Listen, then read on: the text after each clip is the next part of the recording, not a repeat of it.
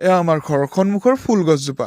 বাৰু সেইবিলাক বাদ দিয়ক, ৰাতিপুৱা মুখ হাত ধুই ইয়াৰ লগত বাইকত উঠি ওলাইছোঁ মই বজাৰলৈ বুলি, আৰু চিধাই আহি বজাৰত লাগি গৈছোঁ সাপ্তাহ কালেকশ্যন কৰিবলৈ বুলি ভাবিছে নেকি? নহয়, মই আহিছোঁ বজাৰ কৰিবলৈ, আৰু বজাৰ চজাৰ কৰি চিধাই আহিলোঁ ঘৰলৈ বুলি।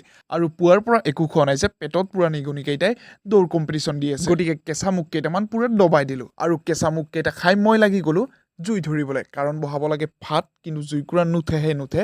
অৱশেষত কিবাকে বাৰু জুইকুৰা জ্বলিলে, আৰু তাৰপিছত ভাতৰ পানী বহাই দি দমকলত দৌৰি গ'লোঁ পানী আনিবলৈ। আৰু এনেকৈ বৰষুণত জিকি মই পানীখিনি আনি ভাতৰ চৰুত বহাই দিলোঁ চাউল, আৰু তাৰপিছত এইফালে আমাৰ ৰাজকুমাৰীয়ে বহাই দিছে গাখীৰ আৰু চাহ।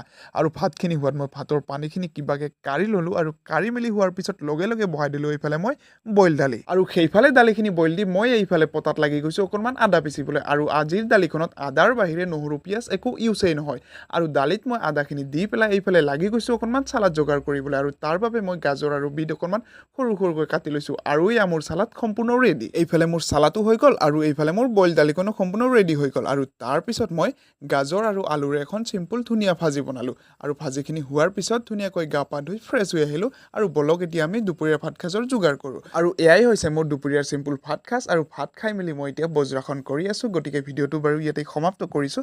যদি চাই ভাল লাগিছে লাইক কমেণ্ট শ্বেয়াৰ এণ্ড ছাবস্ক্ৰাইবখিনি কৰিব। অতি সোনকালে লগ পাম অন্য এটা ভিডিঅ'ত। Bye bye.